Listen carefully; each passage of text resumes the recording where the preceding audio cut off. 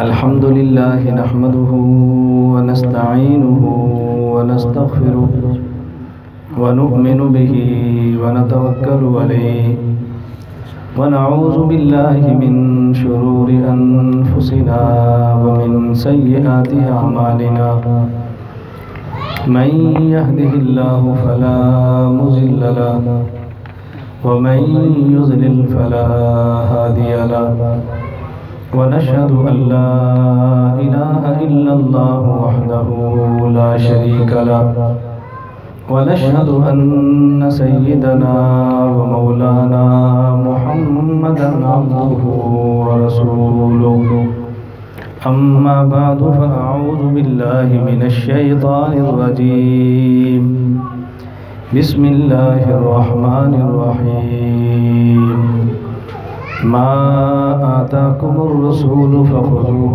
وما نهاكم عنه فانتهوا اللهم صل على محمد وعلى آل محمد كما صليت على إبراهيم وعلى آل إبراهيم إنك حميد مجيد اللهم بارك على محمد وعلى آل محمد كما باركت على إبراهيم وعلى آل إبراهيم إنك حميد مجيد.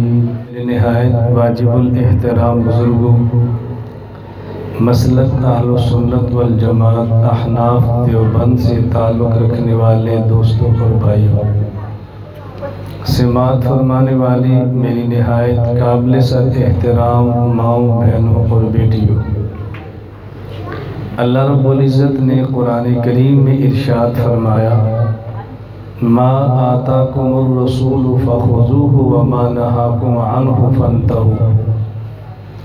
دین دو چیزوں کا نام ہے، نمبر 1 اوامر، نمبر 2 نواہی. اوامر کا معنی وہ کام جو کرنے کے ہیں، نواہی کا معنی کہ وہ کام جو نہ کرنے کے ہیں. کچھ کام ایسے ہیں جو ہم نے کرنے ہیں اور کچھ کام ایسے ہیں کہ جو نہیں کرنے بلکہ ان سے بچنا ہے. اس کا ایکو بند کر دو، ایکو بند کر کے بالکل سادہ کر دو، اس ایکو بند کر دو. ما آتاکم الرسول فخذوه وما نہاکم عنہ فانتہوا. دین دو چیزوں کا نام ہے، نمبر 1 اوامر، نمبر 2 نواہی. کچھ کام کرنے کے، کچھ نہ کرنے کے، کچھ باتیں کہنے کی، کچھ باتیں نہ کہنے کی. ان دو چیزوں کا نام دین ہے. دوسری جگہ پر اللہ رب العزت نے اس کو یوں بیان فرمایا فَمَنْ يَعْمَلْ مِثْقَالَ ذَرَّةٍ خَيْرًا يَرَهُ وَمَنْ يَعْمَلْ مِثْقَالَ ذَرَّةٍ شَرًّا يَرَهُ. خیر چھوٹی سے چھوٹی ہو اس کا بدلہ بھی ملے گا، شر چھوٹے سے چھوٹا ہو اس کی سزا بھی ملے گی. تو دین کا مطلب یہ ہے کہ خیر کو حاصل کرنا ہے اور شر سے ہم نے بچنا ہے. رسول اکرم صلی اللہ علیہ وسلم کی جتنی صفات ہیں ان کا خلاصہ 2 صفتیں ہیں. نمبر 1 صفت بشیر، نمبر 2 صفت نذیر. صفت بشیر کا معنی ہے فضائل سنا کر جنت کی طرف بلانے والے، اور صفت نذیر کا معنی ہے وعیدیں بتا کر امت کو جہنم سے ڈرانے والے. یہ 2 صفتیں ہی خلاصہ کیوں ہیں؟ موت کے بعد ابدی، دائمی اور ہمیشہ رہنے کی جگہ 2 ہیں. نمبر 1 جنت اور نمبر 2 جہنم. جنت جگہ ہے اہل خیر کی اور جہنم جگہ ہے اہل شر کی. جو لوگ خیر والے ہیں وہ جنت میں رہیں گے اور جو لوگ شر والے ہیں وہ جہنم میں رہیں گے. اگر شر عقیدے والا ہے تو ہمیشہ جہنم میں رہیں گے، اور اگر شر عمل والا ہے تو ہو سکتا ہے اللہ پاک ان کو اپنے کرم سے یا کسی کی شفاعت سے بغیر جہنم میں لے جائے جنت میں لے جائیں، اور یا کچھ عرصہ ان کو جہنم میں رکھ کے پھر جنت میں لے جائیں۔ کافر جہنم میں یقیناً جائے گا، اس کے جنت میں جانے کی کوئی صورت موجود نہیں ہے، خواہ کافر متشدد ہو خواہ کافر معتدل ہو۔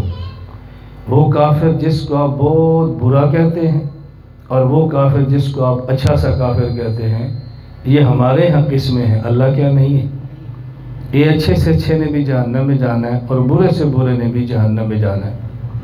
میرے علم میں کوئی ایسی روایت موجود نہیں ہے، آپ کے علم میں ہو تو مجھے ابھی بتا دیں، نہ ہو تو بعد میں آپ بتا دیں، میں آپ کا شکریہ ادا کروں گا اور اگلے بیان میں آپ کا نام لے کر بتاؤں گا کہ مجھے آپ نے کوئی روایت بتائی ہے کہ کوئی معتدل کافر ہو اور اللہ قیامت کے دن فرشتوں سے فرمائے کہ اس کو حوض کوثر سے تھوڑا سا پانی پلا دو، یہ بہت اچھا کافر تھا، یہ کچھ کہتا نہیں تھا، مسلمانوں کا خیال رکھتا تھا، بک بک نہیں کرتا تھا، بہت اچھا تھا، اس کو تھوڑی دیر کے لیے عرش کا سایہ دے دو، یہ معتدل کافر تھا، اس کو تھوڑی دیر کے لیے میری جنت میں بھیج دو۔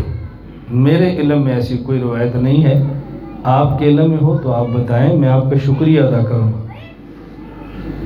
کچھ دن قبل میرا کراچی ایک بہت بڑے جامعہ میں بیان تھا، تو میں نے وہاں علماء سے گزارش کی کہ میں جو باتیں طلبہ میں کہہ رہا ہوں، اگر میری کوئی بات آپ غلط سمجھتے ہیں تو بیان کے بعد میں دفتر بیٹھوں گا، آپ میری اصلاح فرمائیں کہ یہ بات تو غلط کہتا ہے، اگر آپ اصلاح نہیں فرمائیں گے میں یہ بات اگلے مجمع میں پھر کہہ دوں گا، اور جب غلط بات کہوں گا تو آپ کی بدنامی کا باعث بنوں گا، مسلک کی بے عزتی کا باعث بنوں گا، اپنے لیے جہنم جانے کا سبب بنوں گا، تو مجھ پر ترس کھاؤ، مجھے سمجھاؤ۔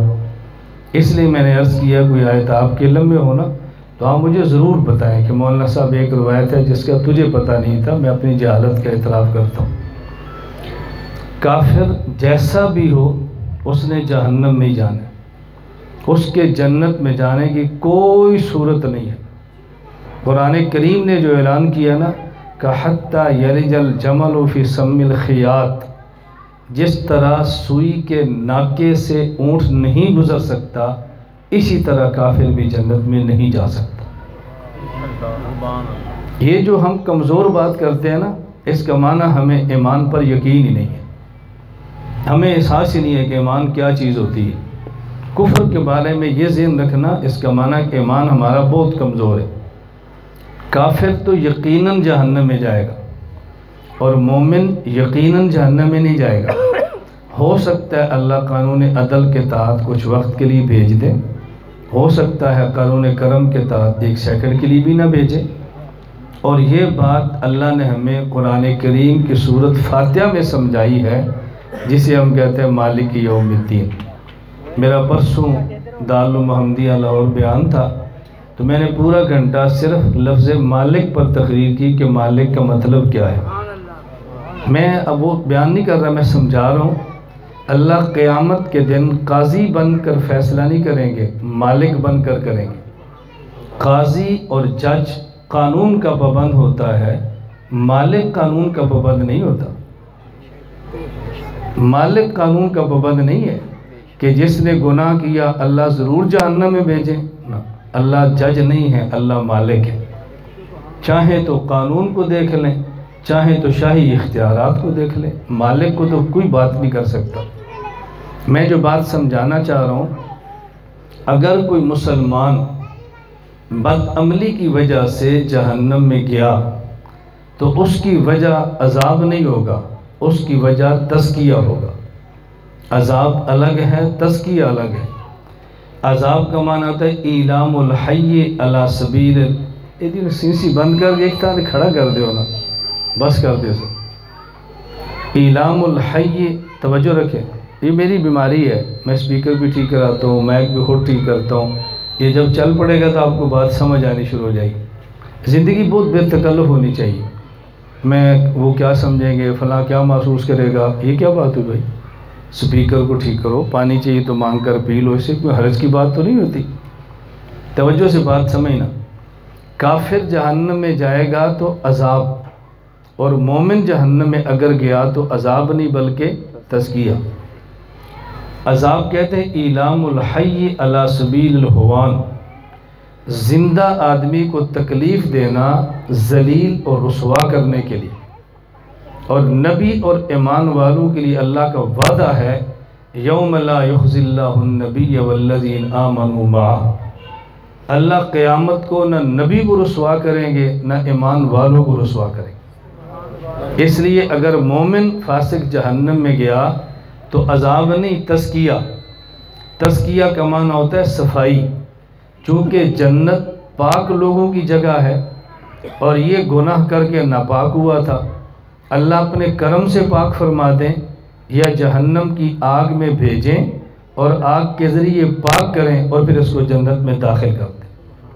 یہ میری رائے نہیں ہے، حکیم الامت حضرت تھانوی نے وَيَخْلُدْ فِيهِ مُحَانَہ کے تحت لکھا ہے، حضرت مفتی محمد شفیع صاحب نے معارف القرآن کے اندر لکھا ہے، اور میں نے کئی مقامات ایسے نوٹ کیے ہیں جہاں پر یہ بات مفسرین نے لکھی ہے جو بات میں کہہ رہا ہوں۔ میں نے اس لیے آپ سے عرض کیا کہ میری عادت ہے میں کسی مسئلے پر اپنی رائے پیش نہیں کرتا، چونکہ میری اوقات نہیں ہے کہ میری رائے بھی وزنی ہو۔ میں جب بھی مسئلہ پیش کروں گا اکابر کی رائے پیش کروں گا اور اس اکابر کی رائے پر پھر دلائل دوں گا کہ یہ ہمارے اکابر نے کیوں فرمایا ہے۔ فرق کیا ہے؟ ہم بسا اوقات اکابر کی رائے پیش کرتے ہیں اور یہ کہہ دیتے ہیں بھی ہم تو اکابر کے اندھے مقلد ہیں، اس میں کوئی شک نہیں، یہ بات کہنی چاہیے، لیکن جن کا تحقیق کا مزاج ہوتا ہے نا وہ اس پہ تنقید کرتے ہیں یار یہ کیا ہوا۔ بس میں یہ کہتا ہوں یہ ہمارے اکابر کا مسلک، موقف اور رائے ہے اور اس پر ہمارے اکابر کے دلائل یہ ہیں۔ میں اس لیے گزارش کر رہا ہوں، اور یہ یاد رکھنا کہیں مومن کے لیے قرآن کریم میں اور حدیث پاک میں خزیون کا لفظ آیا ہو یا عذاب کا لفظ آیا ہو تو وہاں پر حقیقت رسوائی اور عذاب نہیں ہوتی، بلکہ وہاں مقصود یہ ہوتا ہے کہ چونکہ صورت عذاب کی ہے اس لیے عذاب کہہ دیتے ہیں، وگرنہ وہاں پہ مقصود عذاب نہیں ہوتا۔ اِنَّكَ مَن تُدْخِلِ النَّارَ فَقَدْ أَخْزَيْتَ، تو جس کو جہنم میں بھیجے گا رسوا کرے گا۔ حضرت شیخ الہند فرماتے ہیں جتنی دیر جہنم میں رہے گا اتنی سی رسوائی ہوگی۔ اب کو بندہ سمجھے گا مومن کو تو رسوائی ہو رہی ہے نا، تو وہ صورت رسوائی کی ہے اس لیے اس کو رسوائی سمجھتے ہیں، مقصود یہ نہیں ہوتا۔ ہم بسا اوقات شریعت کی منشا نہیں سمجھتے کہ حکم کیوں ہے۔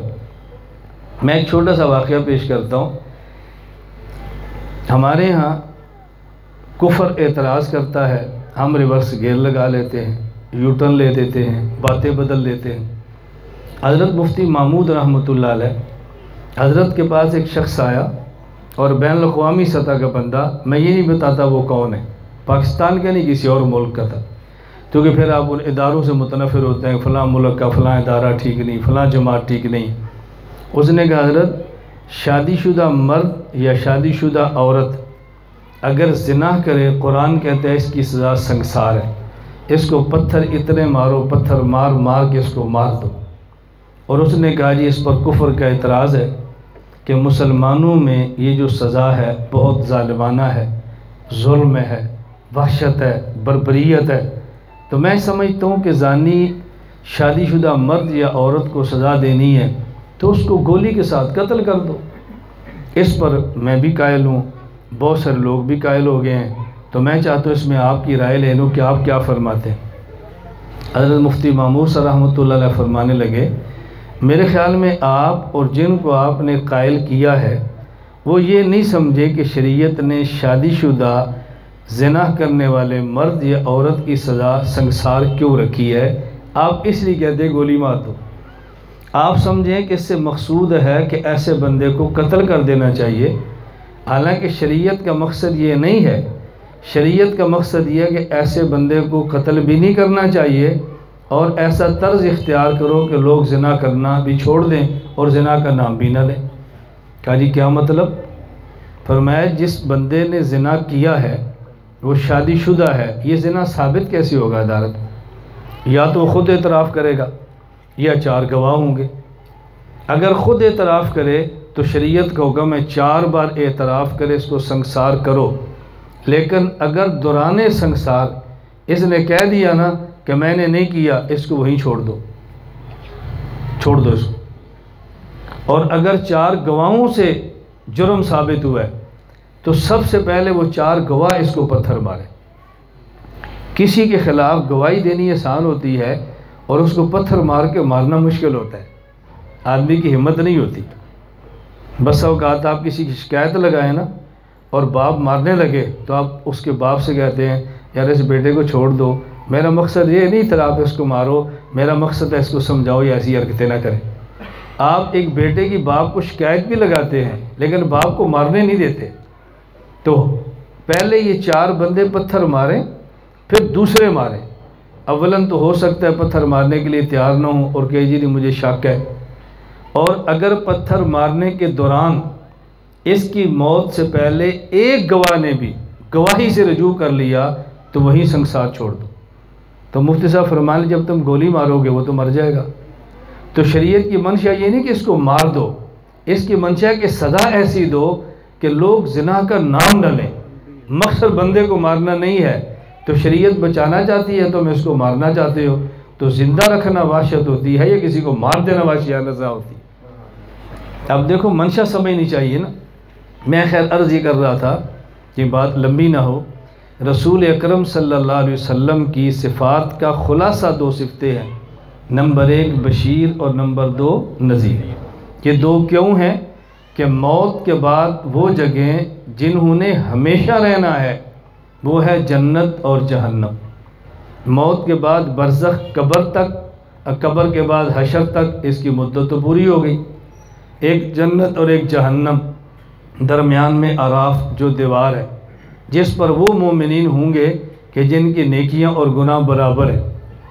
اللہ کا نظام دیکھو، نیکیاں زیادہ ہے تو جنت میں بھیج دو، گناہ زیادہ ہے تو جہنم میں بھیج دو، اور نیکیاں گناہ برابر ہے تو جہنم میں پھر بھی نہ بھیجو، ان کو اعراف پر رکھو اور کچھ دیر بعد پھر جنت میں بھیج دو۔ عجیب اللہ کا کرم کا نظام ہے۔ تو مستقل جن جگہوں نے رہنا ہے وہ 2 ہیں، جنت اور جہنم۔ جنت خیر کی جگہ ہے اور جہنم شر کی جگہ ہے۔ اللہ ہمیں شر سے محفوظ رکھے اور اللہ ہمیں خیر کا ذریعہ بنا دے۔ تو یہ 2 چیزیں ہیں دین میں بنیادی، کچھ کام کرنے کی اور کچھ نہ کرنے۔ داعی، مبلغ، عالم، خطیب، مفتی، واعظ، امام، معلم، استاذ، مرشد، جو بھی مذہبی رہنما ہے اس کے ذمہ 2 چیزیں ہیں۔ اپنے سننے والوں کو ایک یہ بتائے کہ تم نے کیا کرنا ہے، اور دوسرا یہ بتائے کہ تم نے کیا نہیں کرنا۔ صرف یہ بتانا کہ کیا کرنا ہے یہ ما آتاکم الرسول فخذوہ ہے، اور یہ بتانا کیا نہیں کرنا یہ وما نہاکم عنہ فانتہوا ہے۔ اگر ہم یہ بتائیں کیا کرنا ہے اور یہ بتائیں کیا نہیں کرنا تو ہم آدھا دین بتا رہے ہیں، پورا دین نہیں بتا رہے۔ اس لیے دین پورا بتانا چاہیے۔ دیکھیں آپ حضرات، میں نہیں کہتا، میں آپ سے پوچھتا ہوں، قرآن کریم کہتا ہے کہ توحید اختیار کرو، لیکن یہ بھی کہتا ہے نا شرک نہ کرو، یا شرک پر قرآن خاموش ہے؟ جو موحد بنے گا شرک تو خود بہت ہی چھوڑ دے گا نا، تو پھر کہنے کی ضرورت کیا ہے کہ شرک نہ کرو؟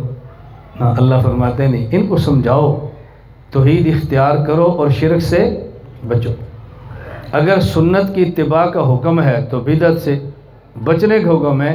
اللہ کے نبی نے ایسا نہیں فرمایا کہ سنت کی بات تو کی ہو اور بدعت سے بچنے کی بات نہ کی ہو، ایسا نہیں فرمایا۔ جہاں اتباع سنت پہ اجر بتایا ہے وہاں بدعت کرنے کا عذاب اور گناہ بھی بتایا ہے، اور یہ فرمایا کہ سنت اختیار کرو اور بدعت سے بچو۔ یہ فرمایا نکاح کرو تو یہ بھی فرمایا کہ زنا نہ کرو۔ یہ نہیں ہے کہ نکاح کی بات اتنی چلاؤ کہ لوگ زنا چھوڑ دیں، ایسا ہرگز نہیں ہے۔ نکاح کرو اور زنا نہ کرو، شربت پیو اور شراب نہ پیو، بکرا مچھلی کھاؤ اور خنزیر نہ کھاؤ، یہ قرآن کریم بتا رہے۔ تم یہ کام کرو اور یہ نہ کرو۔ اس لیے دونوں چیزیں امت کے سامنے لانا ضروری ہے کہ یہ کرنا ہے اور یہ نہیں کرنا۔ یہی طرز قرآن کریم کا ہے، یہی طرز احادیث کا ہے، اور یہی طرز فقہا کا ہے، یہی طرز مفسرین کا ہے، یہی طرز ہمارے تمام کے تمام اکابر کا ہے۔ تمام اکابر کا یہی طرز ہے۔ ہمارے ہاں سب سے مثبت قسم کے لوگ دو شمار ہوتے ہیں، خانقاہوں والے اور تبلیغی جماعت والے۔ لوگ کہتے ہیں یہ بہت مخلص ہیں، بہت معتدل ہیں، ان میں تشدد نام کی چیز ہی نہیں ہے۔ تبلیغی جماعت کا جو نصاب ہے وہ فضائل اعمال ہے۔ آپ فضائل اعمال میں حکایات صحابہ سے شروع کر دیں تو آپ کو سمجھ آئے گا کہ صحابہ کیا کرتے تھے، اور یہ بھی سمجھ آئے گا کہ کیا نہیں کرتے تھے، حلال کیسے کھاتے تھے اور حرام سے کیسے بچتے تھے، دین کے لیے کتنی مار کھاتے، کٹ کھاتے، مشقت برداشت کرے۔ یہ حکایات صحابہ سے شروع ہو جائے گا۔ اچھا، اس کے بعد آپ فضائل نماز پڑھ لیں۔ عنوان کیا ہے کتابچے کا؟ فضائل نماز۔ تو اس میں صرف نماز پڑھنے کے فضائل بتائے ہیں یا نماز نہ پڑھنے کے وعیدیں بھی بتائی ہیں؟ تو پھر صرف فضائل نماز کیوں ہوئی؟ اب دیکھو، نام فضائل نماز ہے اور اس میں بتایا جو نماز نہ پڑھے گا وہ کتنا بڑا مجرم ہے، جماعت کے ساتھ نہ پڑھے گا وہ کتنا بڑا مجرم ہے، حتیٰ کہ نماز قضا کرے گا وہ کتنا بڑا مجرم ہے۔ یہ لکھنے والے کون ہیں؟ شیخ الحدیث مولانا زکریہ رحمۃ اللہ علیہ۔ اچھا، میں آپ سے پوچھتا ہوں، آپ فضائل رمضان پڑھیں۔ فضائل اللہ کا شکر ہے کہ ہم جہاں دوسری کتب کا مطالعہ کرتے ہیں نا، فضائل والی کتب کا مطالعہ بھی کرتے ہیں۔ ہم دین کے ایک پہلو پر نہیں، اللہ کا کرم ہے کہ پورا دین ہمارا عنوان ہے، پورا دین۔ مجھے کبھی ساتھی کہتے ہیں، مثلا میں یہاں پر آیا ہوں، میں ہر جلسے والے سے پوچھتا ہوں بھیا کیا بیان کریں۔ اب جن کا مجھ سے رابطہ نہیں ہے وہ سمجھتے ہیں بہت سخت آدمی ہے، یہ تو اپنی گل تو دوسری گل کرتا ہی نہیں۔ میں پوچھتا ہوں بھی کیا بیان کریں، کیونکہ ہمارا موضوع پورا دین ہے، پورا دین ہمارا موضوع ہے۔ دین کے کسی حصے پر بھی بات کریں گے وہ دین پر بات ہوگی۔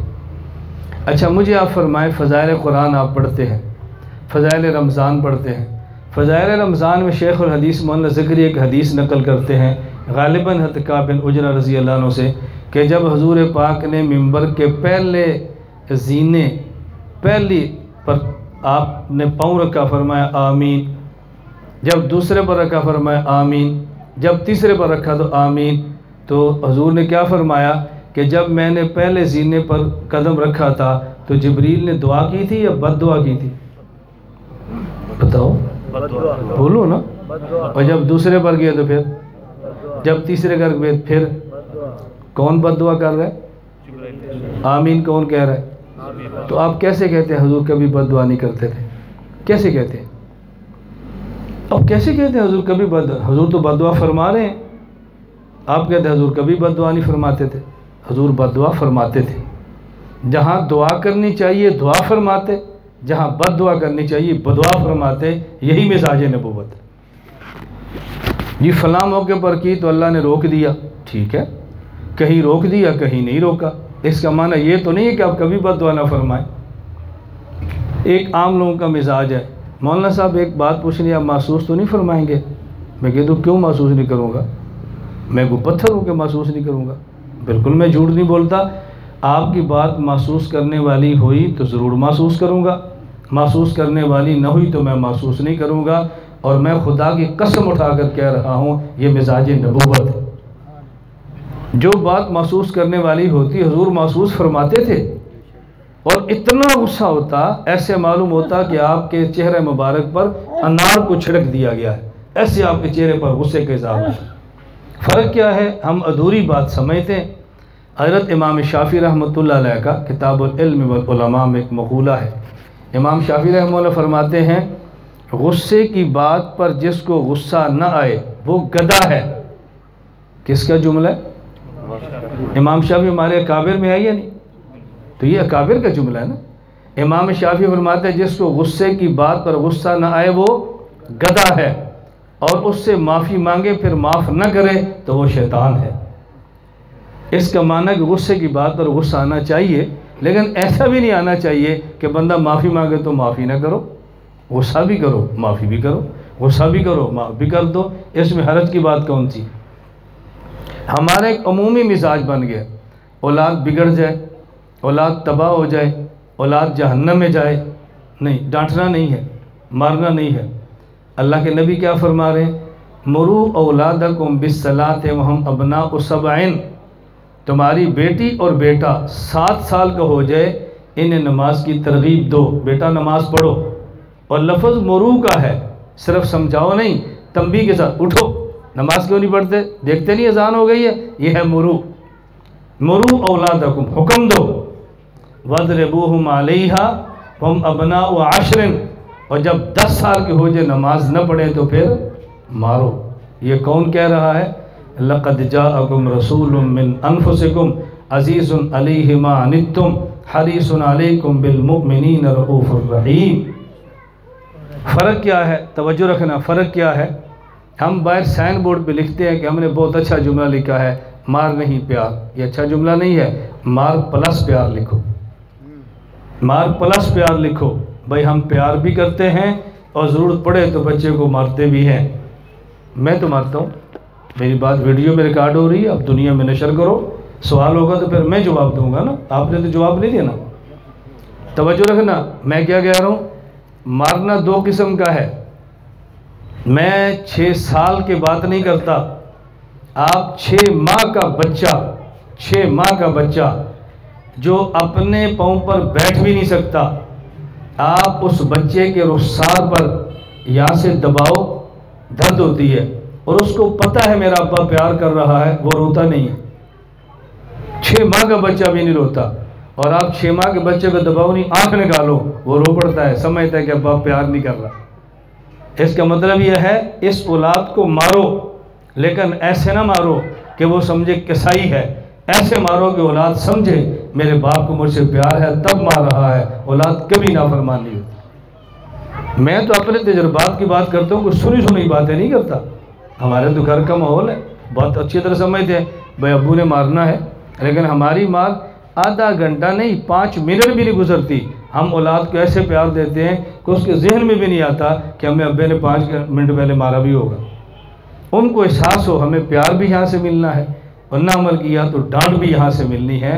میں عرض کر رہا تھا کہ دین دونوں چیزوں کا نام ہے۔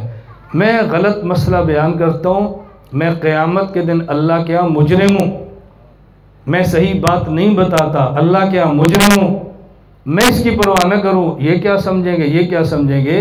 یہ ہمیشہ بات ذہن نشین فرما لیں، جب عالم یہ سمجھے گا کہ میرے مسائل پر لوگوں کی رائے کیا ہوگی، اس عالم نے علم کیا بیان کرنا ہے۔ عالم کی ذمہ داری ہے کہ رائے عامہ کو ہموار کرے، لوگوں کی ذہن سازی کرے، اور مسائل صحیح رخ پر لے کر جائے۔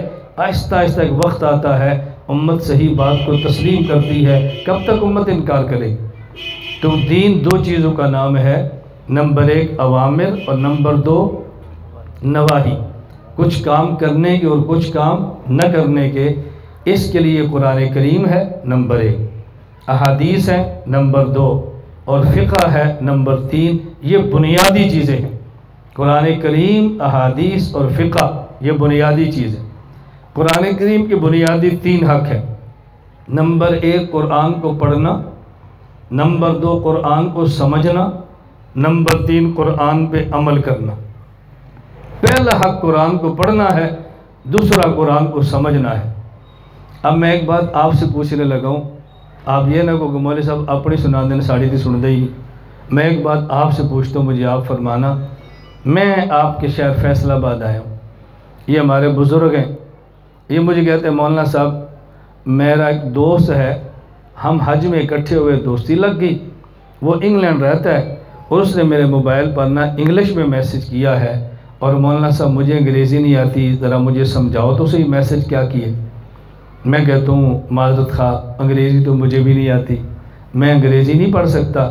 یہ کہتا ہے مولوی صاحب میں سمجھتا ہوں آپ انگریزی نہیں پڑھ سکتے، میں یہ تھوڑے کہہ رہا ہوں پڑھ کے سناؤ، میں تو کہہ رہا ہوں سمجھاؤ۔ میں کہتا ہوں بابا جی جب میں انگریزی پڑھ نہیں سکتا تو میں سمجھاؤں گا کیسے؟ اب آپ 4-5 بندے مجھے سمجھائیں گے یا ان کو سمجھائیں گے؟ نہیں بتاؤ، اب مجھے سمجھائیں گے؟ نہیں مولوی صاحب بزرگ آدمی نے تیرا ترلا کر دینے پہ، منت کر دینے پہ تو سمجھانا۔ آپ نے ان کو کہنا نہیں بھائی مولانا صاحب کی بات سمجھو، وہ جب انگریزی پڑھ نہیں سکتے تو آپ کو سمجھائیں گے کیسے؟ اب آپ بتاؤ، میں انگریزی پڑھ نہیں سکتا، یہ پھر بھی مجھ سے سمجھتے ہیں، یہ ان کی غلطی ہے یا نہیں؟ بتاؤ، ان کو کس سے میسج سمجھنا چاہیے؟ جو انگریزی پڑھ جا۔ ہمارے ہاں کیا ہے، 6 سال کا بچہ ہو یا 60 سال کے بزرگ ہو، قرآن پڑھنا چاہیں، کبھی پرائمری سکول یا ہائی سکول نہیں جاتے، ہیڈ ماسٹر صاحب کوئی ٹیچر دینا، ہم نے قرآن پڑھنا ہے۔ کبھی کالج نہیں جاتے، ہمیں پروفیسر دینا پرنسپل صاحب، ہم نے قرآن پڑھنا ہے۔ یونیورسٹی نہیں جاتے کہ یو سی صاحب ہمیں آپ ایک ڈاکٹر دینا، ہم نے قرآن پڑھنا ہے۔ قرآن 6 سال کے بچے نے پڑھنا ہو یا 60 سال کے بابا جی نے پڑھنا ہو تو کن سے پڑھتے ہیں؟ قاری صاحب سے، مولوی صاحب سے۔ یہ میں بات غلط تو نہیں کہہ رہا؟ بتاؤ۔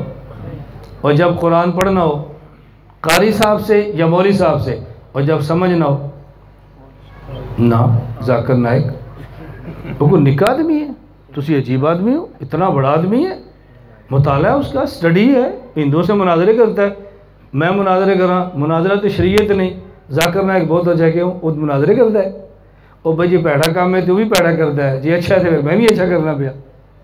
فرق کیا ہے؟ اپنوں کو رگڑنا ضرور ہے اور غیر کی تعریف ضرور کرنی ہے، کیا ہمارا مزاج ہے۔ اب میری اب بات سمجھیں، قرآن جب بھی پڑھنا ہو تو کس سے، اور جب سمجھنا ہو پروفیسر، ڈاکٹر۔ میں کہتا ہوں یار آپ ان سے قرآن پڑھتے کیوں نہیں ہیں؟ آپ نیٹ کھولو، سوشل میڈیا پہ بیٹھو اور کہو ڈاکٹر صاحب میں نے قرآن آج کے دن بعد آپ سے پڑھنا ہے، وہ خود کہیں گے یار میری تجوید اچھی نہیں ہے، کسی قاری صاحب سے پڑھو۔ نہیں ڈاکٹر صاحب میں نے آپ سے پڑھنا ہے۔ یار آپ عجیب آدمی میں کہتے ہو میں نہیں پڑھا سکتا، اچھا میں نے سمجھنا ہے، چل کھول تفسیر۔ جو انگریزی پڑھ نہیں سکتا اس سے سمجھیں تو غلط ہے، اور جو قرآن پڑھ نہیں سکتا اس سے قرآن سمجھیں تو یہ کیسے ٹھیک ہے؟ میرا رونا یہ ہے کہ جو انگریزی پڑھ سکتا ہے اس سے سمجھو، میں مولوی ہوں انگریزی نہیں پڑھ سکتا، مجھ سے نہ سمجھو، اور جو قرآن پڑھ سکتا ہے اسی سے سمجھو۔ اگر سمجھا سکتا ہے، ہم پڑھتے علماء سے ہیں، سمجھتے ڈاکٹروں سے ہیں، یہاں فرقہ واریت شروع ہو جاتی ہے۔ فرقہ بھی مولوی نہیں پھیلا رہا، آپ پھیلا رہے ہوتے۔ اپنی مسجد کے امام سے قرآن پڑھو گے تو مسجد میں فرقہ واریت کیسے پھیلے گی؟ نہیں، امام صاحب یہ ہیں، نماز ان کے پیچھے پڑھنی ہے، درس قرآن ان سے پڑھنا ہے، بچے ان سے پڑھانے ہیں، نکاح ان سے پڑھانا ہے۔ اور جب درس قرآن آئے گا رمضان میں، ہر گلی پروفیسر، ہر گلی ڈاکٹر کھولے، یار کو کلینک ہر گلی آپ نے کھولنے۔ یہ مولانا صاحب بیٹھے، مولانا صاحب ہمارے بچے کو قرآن پڑھا دو، اور جب یہ کہیں گے بھی ہمارے آج درس قرآن ہے، مولانا صاحب ناراض نہ ہو، میں تو درس فلان ڈاکٹر صاحب کا سنتا ہوں۔ اب بتاؤ مسجد میں فرقہ واریت ہوگی یا نہیں؟ جی یہ تو آپ شروع کرا رہے ہیں، ہمارے کھاتے کیوں ڈالتے؟ ہم تو کہتے ہیں بھی ہم قرآن پڑھا بھی سکتے ہیں، سمجھا بھی سکتے ہیں، پڑھ بھی ہم سے لو، سمجھ بھی ہم میں لو، تو مسجد میں 2 گروہ بن ہی نہیں سکتے۔ گروہ یہاں سے بننے شروع ہوتے ہیں، اور میں پوری دنیا میں فرقہ واریت کی حوصلہ شکنی کرتا ہوں، اور لوگ ہمیں بدنام کرتے ہیں یہ فرقہ واریت پھیلا رہے ہیں۔ میں کبھی کہتا ہوں یار میں کیسا متشدد ہوں، نہ مجھ پہ پرچہ ہے، نہ میری جماعت پہ پرچہ ہے، نہ ہم کا لدم ہے، نہ میرا مدرسہ خراب ہے، نہ میرا کارکن پولیس کو مطلوب ہے، اور تسی پھر بھی آندے مولانا صاحب بڑے سخت ہیں۔ نہ کسی ملک میں شہر میں ہمارے اوپر پابندی ہے، یہ کون سی سختی ہے؟ اللہ ہمیں بات سمجھنے کی توفیق عطا فرمائے۔ میں تھوڑی سی یہ بیرون واشی اس لیے کرتا ہوں، اپنے دل تھوڑے سے بڑے رکھو، بڑے ہو کر دل چھوٹے نہ رکھو، ہم جیسے چھوٹے ہو کر دل تھوڑا سا بڑا رکھو۔ بڑا بندہ ہو نہ دل چھوٹا ہو مزہ نہیں آتا، چھوٹا بندہ ہو دل بڑا ہو تو پھر مزے آتے ہیں۔ ہم بہت چھوٹے ہیں، دل بڑے رکھو۔ تو قرآن میں اب میں یہ بنیادی باتیں کہنا میں ضروری سمجھتا ہوں۔ قرآن دین نام ہے 2 چیزوں کا، نمبر 1 اوامر اور نمبر 2 نواہی۔ خیر کو لینا اور شر سے بچنا، خیر کی جگہ جنت اور شر کی جگہ جہنم۔ پیغمبر کی صفتوں کا خلاصہ 2 صفتیں، نمبر 1 صفت بشیر، نمبر 2 صفت نذیر۔ فضائل سنا کے جنت کی طرف بھی بلاتے ہیں، وعیدیں سنا کر جہنم سے ڈراتے بھی ہیں۔ ہمارے ذمہ جنت کی طرف بلانا بھی ہے، اور ہمارے ذمہ جہنم سے بچانا اور ڈرانا بھی ہے۔ ہمارے ذمہ دلائل سے بات سمجھانا ہے، منوانا نہیں ہے۔ یفقہ قولی، نبی کے ذمہ سمجھانا منوانا نہیں، نبی کے وارث عالم کے ذمہ سمجھانا ہے، منوانا نہیں۔ سمجھا آپ دو، کوئی مانتا ہے تو اس کی مرضی، نہیں مانتا تو اس کی مرضی۔ ہمارے پورے ملک میں یہ کام مدارس کر رہے ہیں، جہاں آج آپ تشریف فرما ہیں، مولانا عبداللہ عدیل صاحب دامت برکاتہم کا یہ مدرسہ ہے۔ حدیث بھی پڑھاتے ہیں، فقہ بھی پڑھاتے ہیں، جو قرآن کو مان کے حدیث کا انکار کرے یہ فرقہ وریت پھیلاتا ہے۔ قرآن حدیث کو مان کے فقہ کا انکار کرے یہ فرقہ وریت پھیلاتا ہے۔ جو قرآن حدیث فقہ تینوں کو مانے یہ امت کو جوڑتا ہے، امت کو توڑتا نہیں ہے۔ ہم دیوبند والے امت کو جوڑتے ہیں، قرآن بھی مانتے ہیں، حدیث بھی مانتے ہیں اور فقہ بھی مانتے ہیں۔ جس طرح قرآن کریم کے کئی تفاسیر ہیں، اردو میں بھی ہیں اور عربی میں بھی ہیں، اسی طرح قرآن کریم کی شرح حدیث اس کی بہت ساری کتب ہیں جو ہمارے یہاں نصاب میں داخل ہیں اور بعض کتب نصاب میں داخل نہیں ہیں۔ اس وقت جو کتاب ہمارے سامنے موجود ہے شرح معانی الاثار اس کتاب کا نام ہے، طحاوی شریف اس کو کہتے ہیں، کیونکہ اس کے مصنف امام ابو جعفر احمد بن محمد بن سلامہ طحاوی اس کے مصنف ہیں، ان کی نسبت سے اس کو طحاوی شریف کہتے ہیں۔ ہمارے ہاں جو آخری سال ہے بچوں اور بچیوں کا، اس میں جتنی کتابیں نصاب میں داخل ہیں، خواہ وہ صحیح بخاری ہو، خواہ صحیح مسلم ہو، خواہ وہ ترمذی ہو، نسائی، ابو داؤد، ابن ماجہ ہو، سچی بات یہ ہے کہ طحاوی شریف کا متبادل کوئی کتاب نہیں۔ آپ کو کہ ہم تو سنتے تھے بخاری پہ مثال ہے، امام بخاری اور امام طحاوی میں جو فرق ہے نا، ایک فرق سمجھنا۔ حضرت امام بخاری رحمۃ اللہ علیہ ایک مسئلہ بیان فرماتے ہیں، اس مسئلے پر حدیث ارشاد فرما دیتے ہیں۔ اب عام بندے کو نہیں پتا اس مسئلے پر ایک حدیث ہے یا اس مسئلے پر کوئی حدیث اور بھی ہے، لیکن امام طحاوی یوں نہیں کرتے۔ امام طحاوی ایک مسئلہ بیان کرتے ہیں، اس پر پھر ایک موقف کو پیش کرتے ہیں، ان کے دلائل دیتے ہیں، پھر اپنا حنفیوں کا موقف بیان کرتے ہیں، پھر اس پر حدیثیں دیتے ہیں، اور پھر ہماری حدیثیں ان کے مقابلے میں قابل قبول زیادہ ہیں، اس پر پھر امام طحاوی مستقل دلائل دیتے ہیں۔ بتاؤ یہ کتنا شاندار طرز ہے کہ آپ اپنی دلیل بھی پیش کرو، مخالف کی دلیل بھی پیش کرو، اور دونوں مسئلوں کی دلیلیں پیش کرنے کے بعد پھر اپنی رائے پیش کرو۔ امام بخاری یہ کام نہیں کرتے، یہ کام امام طحاوی کرتے ہیں۔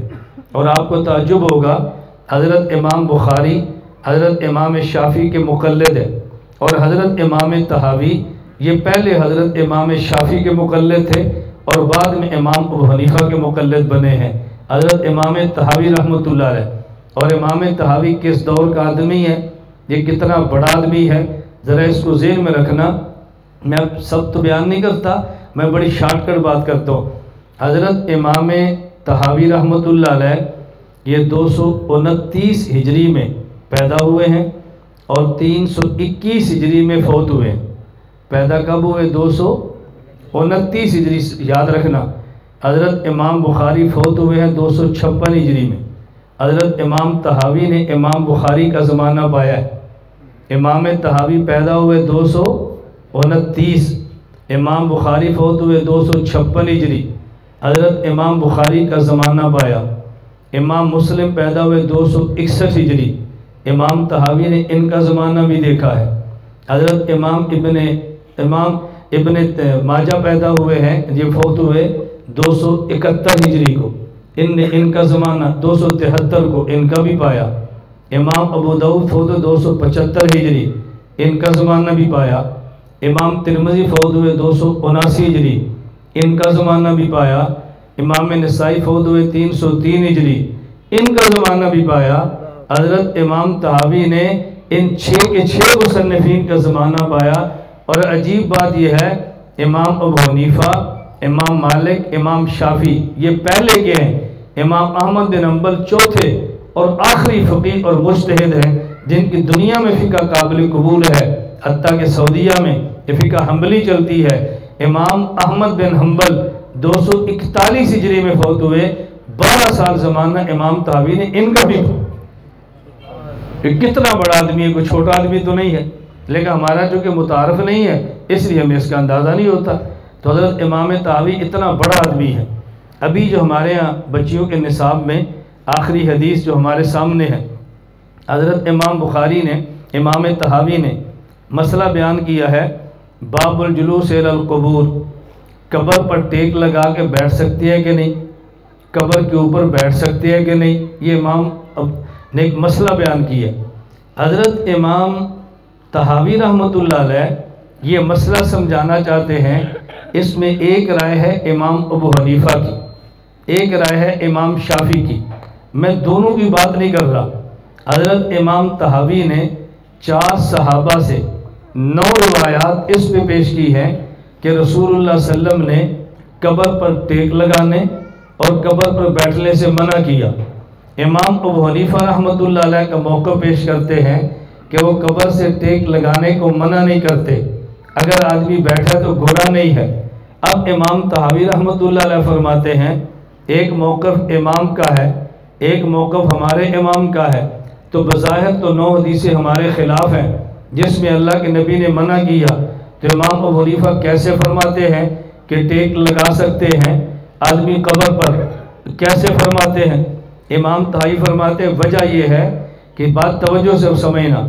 नंबर 1, अल्लाह के नबी ने जिन रिवायात में मना फरमाया कि कब्र पर न बैठो, उसमें वजाहत फरमाई है कि बौल करने के लिए, पखाना करने के लिए किसी कब्र पर न बैठना। तो जो हदीसें वो पेश कर रहे हैं उसमें सिर्फ इतना है कब्र पर बैठने से मना किया, और तफसीली हदीस क्या है कि कब्र पर बौल और पेशाब करने के लिए न बैठना। इमाम ताई फरमाते हैं इसमें तफसील है, उसमें इजमाल है। तो जब तफसीली इजमाली बात आ जाए तो तफसील वाली को लेते हैं। फिर हज़रत इमाम हज़रत अली का अमल पेश करते हैं। हज़रत अली बसा औक़ात कब्र के साथ बिस्तर लगा लेते, लेट जाते और ये कब्र के साथ टेक भी लगाते। हज़रत अली अल्लाह के नबी की हदीस के ख़िलाफ़ काम कैसे कर सकते हैं? अगली बात समझना। हज़रत इमाम तहावी फरमाते हैं फ़िक़्ह देखना कि ये जो बात हदीस में है ना कि कब्र पर न बैठना, इसमें पेशाब और पखाने का जिक्र नहीं। असल में बैठना 2 तरह का होता है। एक होता है बैठना आबादी के अंदर, एक होता है बैठना आबादी से बाहर। उस दौर का उर्फ ये था कि जब ये कहें कि फ़लाँ बंदा घर में बैठा हुआ है, अब इसका माना ये नहीं है कि वो टॉयलेट में बैठा हुआ है, लेकिन एक आदमी घर से बाहर वीराने में जाए, किधर है, कहा जी वो बाहर बैठा हुआ है, इसका माना ये था वो पेशाब बैठने के लिए गया है। तो चूँकि उर्फ के अंदर बैठने का माना अलग अलग होता है, इसलिए वहाँ बैठने का मतलब ही ये था कि यूँ न बैठना। इमाम तहावी मसले बयान करते हैं, दोनों हदीसें बयान करते हैं और फिर दलाइल पेश करते हैं। हमारा मौक़िफ़ आज भी ये है कि देखिए हमारे यहाँ कब्र के ऊपर बैठना ये बेअदबी शुमार होता है। आदमी कब्र पर न बैठे, लेकिन अगर 4 कब्रें हैं और इंसान को रास्ता नहीं मिलता, ये ऊपर पाँव रख के गुजर भी जाएगा तो ये गुनाह नहीं है, ऐसा करना नहीं चाहिए, अदब के ख़िलाफ़ है, इससे बचना चाहिए। घर की बजाय कब्रिस्तान में बिला वजह सो जाना ये अदब के ख़िलाफ़ है, ऐसा करना नहीं चाहिए। ज़रूरत पेश आ जाए रास्ते में तो वहाँ सो जाने में हर्ज भी नहीं है। अपने पूरे मसले को ज़हन में रखें। हज़रत इमाम ने इस मसाइल को बयान किया। हम लोग अगली बात जो मैं कहने लगा हूँ कब्र के उन्वान पे ज़हन में रखें। हम कब्र किसे समझते हैं कि जहाँ पे मुर्दा दफन किया वो कब्र है। जब कब्र का इतना सा माना होगा तो लोग कुछ सवाल करेंगे जिसका जवाब हमसे बननी पड़ेगा। हमारा आल सुन्नत वल जमात का नज़रिया है कि नेक आदमी को कब्र में सवाब होता है, यानी अच्छे अमाल का बदला मिलता है, और बुरे आदमी को कब्र में अजाब होता है। क्या माना कि जो बुरे अमाल किए उसकी सज़ा मिलती है। अब ये सवाब व अजाब आल सुन्नत वल जमात का अक़ीदा ये रूह और जिस्म दोनों को होता है। असल रूह को होता है और रूह और जिस्म का ताल्लुक है, तो जिस्म भी अजाब और सवाब को, ये दुख और सुख को महसूस करता है।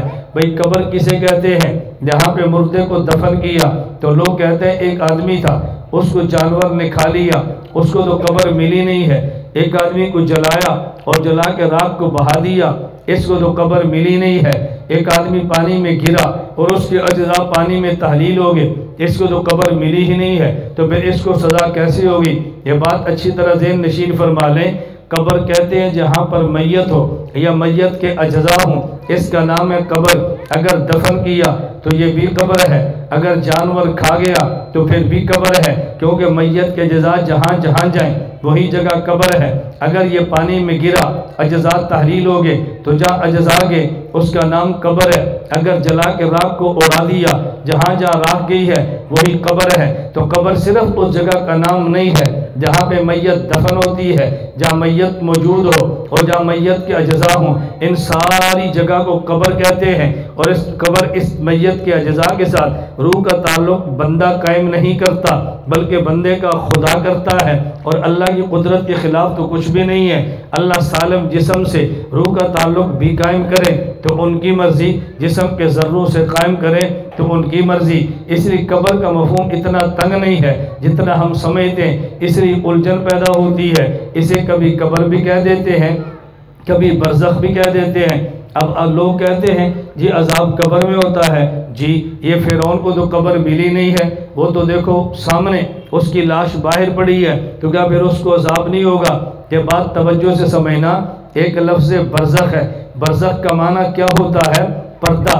ایک ہے عالم برزخ، عالم برزخ کا معنی وہ جہان جو پردے میں ہو۔ برزخ دو چیزوں کا نام ہے، نمبر 1 سجین جو 7 زمینوں کے نیچے ہے، نمبر 2 علیین جو 7 آسمانوں سے اوپر ہے۔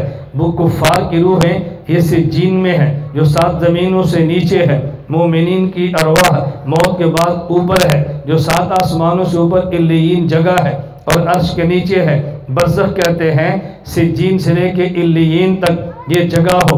نمبر 2 موت سے لے کے حشر تک یہ زمانہ ہو، تو زمان اور مکان ملیں تو اسے برزخ کہتے ہیں۔ میں اور آپ دنیا میں بیٹھے ہیں، ہمیں کوئی نہیں کہتا یہ برزخ میں ہے، حالانکہ سجین علیین کے درمیان ہے، لیکن فرعون کو کہتے ہیں برزخ میں ہے۔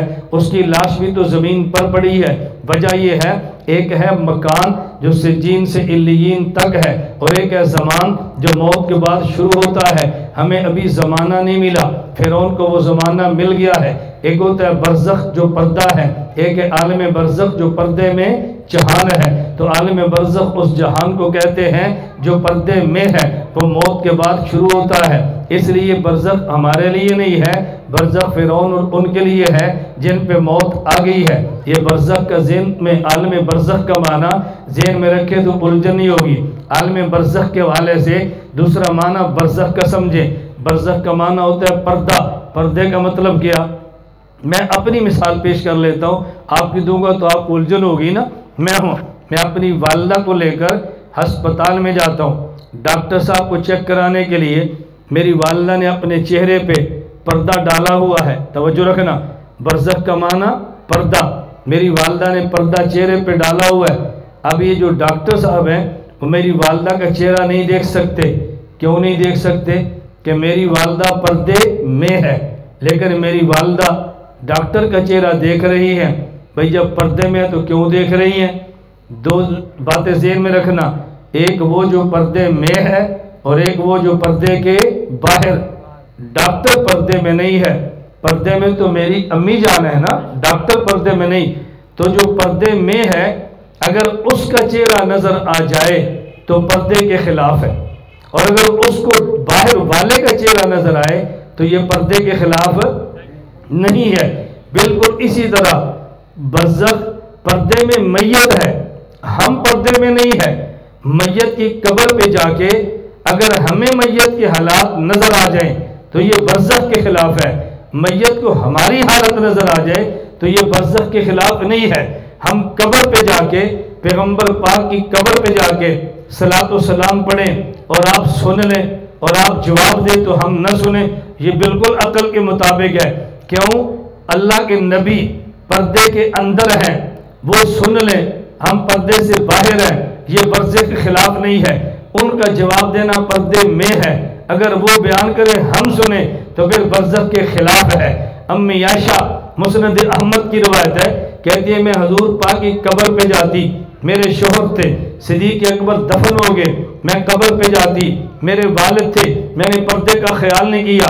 فلما دفن عمر و معہم، حضرت عمر دفن ہو گئے، پھر میں قبر پہ جاتی، میں پردے کا خیال کر لیتی، حیاء من عمر کے حیا کی وجہ سے۔ لوگ کہتے ہیں عجیب بات ہے، حضرت عائشہ یہاں پر ہے، عمر اندر ہے، حضرت عائشہ عمر کو نہیں دیکھ سکتی، عمر عائشہ کو دیکھ سکتے ہیں۔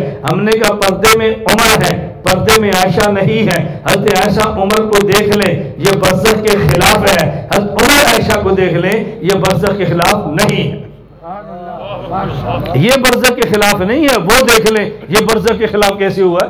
وَمِن وَرَائِهِمْ برزخ، میت کے پیچھے پردہ ہے، میت کے آگے پردہ نہیں ہے۔ تو برزخ میں ہم ہیں یا میت ہے؟ بولو۔ میں یہ بات اس لیے عرض کرتا ہوں، ابھی چند دن قبل میں بہت بڑے جامعہ میں تھا تو اساتذہ بیٹھے تھے، ان نے کچھ مجھ سے سوالات شروع کیے، میں نے جواب دیے۔ میں نے کہا دیکھو مولانا صاحب، آپ سوال نہ کرتے نا اور میں یہ مسئلہ بیان کرتا تو آپ نے کہا دیکھو یہ تو حیات ممات چھیڑتا ہے۔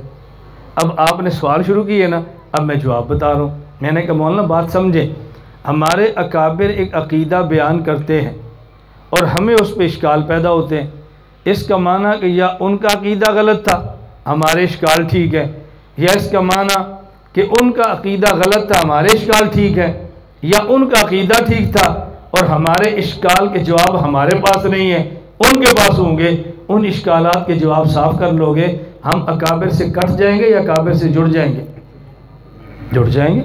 یہ تو ہمارے اکابر کا عقیدہ تھا نا، اس لیے بندہ آرام سے جڑتا ہے، شبہات صاف کرتے رہے تو جڑ جائیں گے۔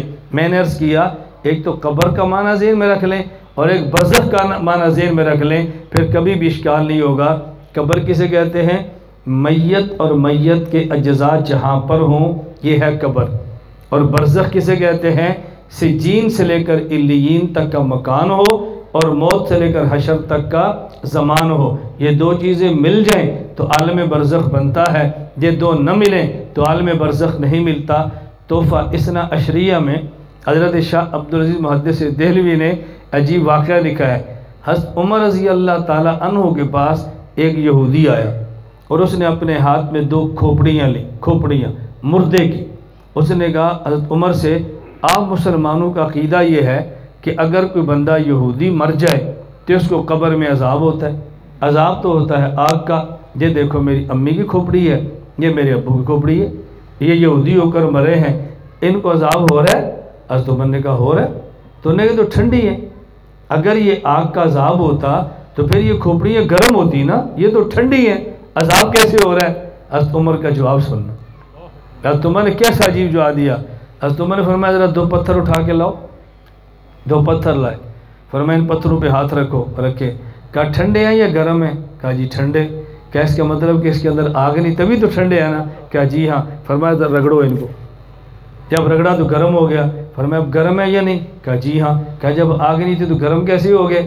اس نے کہا جی اندر آگ تھی لیکن محسوس نہیں ہو رہی تھی۔ فرمایا اسی طرح ان کے اندر آگ ہے لیکن محسوس نہیں ہو رہی۔ اب دیکھو بات سمجھ آ گئی نا؟ جب حضرت عمر سے اس نے سوال کیا تو تم نے کیا جواب دیا؟ اور پتر مناظرے نہیں کری دے، کی تو بحثہ شروع کی تھی ہے نا؟ بس حضور نے فرمایا مان لے، جواب دیا کہ نہیں؟ بولو بھئی، ایک بندہ سوال لے کر آ رہا ہے، بزرگاں منع کیتا ہے۔ اچھا آپ کو ایک بات پر حیرانگی ہوگی، میں قسم اٹھاؤں تو جھوٹ نہیں، میں دارالعلوم کراچی بھی جاتا ہوں، رائے ونڈ بھی جاتا ہوں اور دارالعلوم دیوبند سے میرا رابطہ ہے، ایک بھی ایسا بزرگ نہیں جس نے آج تک مجھے کہا ہو کہ مولانا صاحب اس سوالہ دے جواب نہ دیا کر، اے بزرگاں دی ترتیب نہیں۔ میں نے کہا آپ کو منع کرتے ہیں، مجھے منع نہیں کرتے، اس کی وجہ ان کو پتہ ہے کہ آپ سے جواب بننا نہیں ہے، ایک نئی مصیبت کھڑی کر دو گے تو انہوں روک دے رہے، مینوں کیوں نہیں روک دے؟ میرا ایونٹ جاتا ہوں مجھے تو کوئی نہیں روکتا، بزرگوں کو ملتا ہوں، سلام لیتا ہوں، حاجی صاحب کمرے میں جاتا ہوں، مولانا جمیل صاحب میں تو جاتا ہوں، مجھے تو داد دیتے ہیں، شاباش دیتے ہیں اور کہتے ہیں ہم آپ کا کام سنتے ہیں، ہمیں بہت خوشی ہوتی ہے۔ میں صرف یہ عرض کر رہا ہوں یہ جو سوالات اپنے عقیدے پر ہوں، عقیدہ نہیں بدلتے، جواب دیتے۔ حضرت عمر کو حضور کے عقیدے پر کتنا شرح صدر تھا، حضرت عمر نے فوراً جواب دے دی۔ تو ہمارا عقیدہ ہے برزخ اور قبر کو ذہن میں رکھ لیں، پھر اس پر ہونے والا کوئی بھی اشکال آپ کو پیش آئے گا بھی تو آپ جواب دیں، اور یہ میں اللہ کا شکر ادا کرتا ہوں، آپ بھی ادا کریں، اللہ کا شکر ہے۔ اب یہ نہیں ہے کوئی بندہ سوال کرے اور پھر یہ ہو کہ جی وہ جواب کہاں سے ہوگا، اب نہیں، اب لوگوں کو پتہ ہے جواب کہاں سے ملتا ہے، آئیں آپ کی مرضی، نہ آئیں آپ کی مرضی، لیکن اب یہ کوئی نہیں کہہ سکتا کہ جواب کتوں ملے گا، جواب دیندہ کوئی نہیں، یہ دینے لینے والا مسئلہ ختم ہو گیا۔ ہم نے بحمد اللہ تعالیٰ سوشل میڈیا، کتابیں، عوام خواص میں یہ جواب پھیلا دیے تاکہ اپنے سوالات کے جوابات چلتے رہیں۔ اللہ مجھے بھی قبول فرمائے، اللہ آپ کو بھی قبول فرمائے۔ ہمارا برزخ کا بھی عقیدہ ہے، قبر کا بھی عقیدہ ہے، اور خصوصاً سرکار دو عالم صلی اللہ علیہ وسلم اپنی قبر مبارک میں زندہ ہیں۔ قبر پہ درود پڑھے تو خود سنتے ہیں، یہاں سے پڑھے تو فرشتے پہنچاتے ہیں، اور اپنی قبر مبارک میں نماز بھی پڑھتے ہیں۔ مجھے ایک ساتھی نے کہا جی حضور قبر میں نماز پڑھتے ہیں تو آپ کی عمر کتنی ہے؟ میں نے کہا 63 سال۔ کوئی نہ قبر میں زندہ ہے؟ میں نے کہا جی عمر کتنی ہے؟ میں نے کہا 63 سال۔ کہتا ہے جب زندہ ہے تو عمر تو 1500 سال ہوئی نا یار، 63 سال کیسے ہوئی؟ میں نے کہا آپ کی عمر کتنی ہے؟ کہا جی 40 سال۔ میں نے کہا امی جان کے پیٹ میں کتنے ماہ زندہ رہے؟ کہا جی 5 ماہ۔ تو میں نے کہا پھر آپ کی عمر 40 اور 5 ماہ ہوئی نا، آپ 40 سال کیوں کہہ رہے ہیں؟ کہتے ہیں نہیں مولانا صاحب، عمر کا مطلب ہوتا ہے جب ماں کے پیٹ سے باہر آئے نا تو پھر عمر شروع ہوتی ہے۔ تو میں نے کہا جب قبر کے پیٹ میں جائے نا عمر ختم ہو جاتی ہے۔ عمر کہتے ہیں ماں کے پیٹ سے نکلے اور قبر کے پیٹ میں جائے، یہ درمیان کی زندگی کو عمر کہتے ہیں۔ اس لیے حضور زندہ بھی ہیں اور 1500 سال کہنے کی ضرورت نہیں۔ سمجھ آ گئی؟ تو کہتے ہیں جی حضور پاک قبر میں نماز بھی پڑھتے ہیں۔ میں نے کہا جی۔ اب دیکھیں کتنا عجیب سوال ہے۔ اچھا بتاؤ وضو کہاں کرتے ہیں؟ دیکھو نا سوال ہے، وضو کہاں کرتے ہیں؟ اب ہم نے کہا نا جی اشکال بڑا مضبوط ہے، سارے بزرگاں دا عقیدہ بہت کچا ہے، پتہ نہیں بزرگاں عقیدے کیوں لکھے سن۔ بھائی عقیدہ کچا نہیں ہے، بہت پکا عقیدہ ہے۔ مولانا صاحب وضو کہاں کرتے ہیں؟ میں نے کہا جب اللہ کے نبی قبر میں تشریف لے گئے تو صحابہ کرام نے غسل دیا تھا؟ کہا جی ہاں۔ میں نے کہا غسل سے وضو ہو جاتا ہے؟ جی ہو جاتا ہے۔ میں نے کہا تو بتا وضو کہاں ٹوٹا ہے؟ ہم بتائیں گے کہاں کرتے۔ کب ٹوٹا تم بتا دو، کہاں کرتے ہم بتائیں گے۔ جب ٹوٹا ہی نہیں ہے تو یہ سوال کہ جی وضو کہاں کرتے ہیں؟ ابھی دیکھو ہم نے زور کی نماز پڑھی ہے نا، وقت اثر پڑھ پوچھو مولانا صاحب وضو کیتا جے؟ میں نے کہا میرا تو ٹوٹیا ہی نہیں، میں تو زور دا کیتا ہے، ہون کی مطلب کیتا جے۔ جب آپ یہ بتاؤ کہ آپ کا وضو کب ٹوٹا ہے، ہم بتا دیں کہ کہاں کیا ہے۔ جب ٹوٹا ہی نہیں تو کرنے کا سوال کیا مطلب؟ اب دیکھو سوال صاف ہو گیا نا، آپ عقیدے پر پکے ہو جائیں۔ میری اب پوری گفتگو سن لیں۔ میری عادت ہے کہ ہم کسی پر اٹیک نہیں کرتے، اپنے عقیدے پر جواب دیتے، کسی کے اکابر کی پگڑیاں نہیں اچھالتے، لیکن اپنے اکابر کی پگڑیوں کو تحفظ کرتے ہیں اور وہ کرتے رہیں گے انشاءاللہ۔ کبھی کبھی کسی بندے کو سوال ہوتا ہے، مثلا مولانا الیاس صاحب بیٹھے ہیں، کوئی اور بڑھتا ہے، مجھے پتہ ہے نا بعض لوگ کہیں گے وہ تیرے خلاف تو فلاں بزرگاں نے آکھیا ساڑھا نمائندہ ہی نہیں، تو آنا میں نہ تو نمائندہ۔ میں نے کہا میں تمہیں مثال دوں، مدرسے میں بچے پڑھتے ہیں اور ایک باہر لڑکا کھڑا ہو کے مدرسے کے شیخ الحدیث صاحب کو گالی دیتا ہے، اور جو شاگرد ہے وہ شیخ صاحب سے پوچھے بغیر 2 چنڈا مارتا ہے، اور جس نے گالی دی ہے پھر 2 تھپڑ کھایا نا، وہ آگے شیخ صاحب شکایت لگاتا ہے جی آپ کے بچے نے مجھے مارا ہے، ادھر آ، کیوں مارے؟ ان استاد جی تو گاڑا گڑیاں، خبردار آئندہ تو ہاتھ بھی لائے، دفع ہو جا۔ آپ بیٹا چائے بھی کچھ نہیں ہوتا۔ وہ باہر نکل کہتا ہے تو بڑا شیخ صاحب دا مرید بنیا پھردا سے، سن لیا ہی انہیں دنیا کے تو بڑا چنگا کام کیتا ہے، انہیں تو مینوں ہی چائے پیائی نا، پتہ بڑا کی آندا ہے، کہندا تو ایک باری پھر کڈ میں تینوں دسنا، تو ایک باری پھر کڈ میں تینوں دسنا، ایسے ہی کہتا ہے یا نہیں؟ کوئی بندہ کہتا ہے یہ تو شیخ صاحب دا نمائندہ نہیں، اپنے آپ ہی جواب دیندا پیا، اپنے آپ ہی دیندا پیا۔ یہ مثال سمجھ نہ آئے نا تو میں ایک ایسی مثال دیتا ہوں کہ آپ کی کبھی توجہ نہیں کی۔ حدیبیہ کے موقع پر حضور اکرم صلی اللہ علیہ وسلم، توجہ رکھنا، اور مشرکین کے درمیان جب معاہدہ ہوا نا، ادھر سے تھے سہیل بن عمر، یہ در ہیں اللہ کے نبی کا یہ فیصلہ ہے محمد رسول اللہ اور سہیل بن عمر کے درمیان۔ اس نے کہا رسول اللہ کاٹو، محمد بن عبداللہ لکھو، اگر ہم آپ کو رسول اللہ مان لیں ہماری آپ کی لڑائی کیا ہے؟ کہا علی یہ رسول اللہ کاٹ دو، کہا حضور میں نہیں کاٹ سکتا۔ صحابی حضور کا نمائندہ ہے یا نہیں؟ بولو۔ حضرت علی گل منی، حضور ناراض ہو گئے، علی تو کون ہونا ہے؟ حضور سمجھتے تھے جس بات علی بات کر رہا ہے نا یہ بات بالکل بجا ہے، فرمایا مجھے بتاؤ میں خود کاٹ دیتا ہوں۔ کسی صحابی نے گالی تینوں تو حضور دے ساتھ نہیں ملیا تھے، تو شیر خدا پڑھیا پھر کوئی نہ کہہ سکتا ہے نہ کسی نے کہا ہے۔ ہماری مجبوری ہے کہ ہمارے اکابر بھرے ہم نہیں کہہ سکتے یہ بھی جواب دو یہ بھی جواب دو، لیکن بحمدللہ تعالیٰ ہمارے کابر نالاں بھی نہیں ہوتے، وہ سارے ہی دعائیں دیتے ہیں۔ اللہ پاک ہم سب کو اپنے مسلک کا دفاع غیرت کے ساتھ اور دلیل کے ساتھ اخلاص کے ساتھ کرنے کی توفیق عطا فرمائے۔ وآخر دعوانا ان الحمدللہ رب العالمین۔ حضرت قاری صاحب تشریف لے آئے ہیں، دعا حضرت فرمائیں گے اور اس کے بعد اختتام ہوگا۔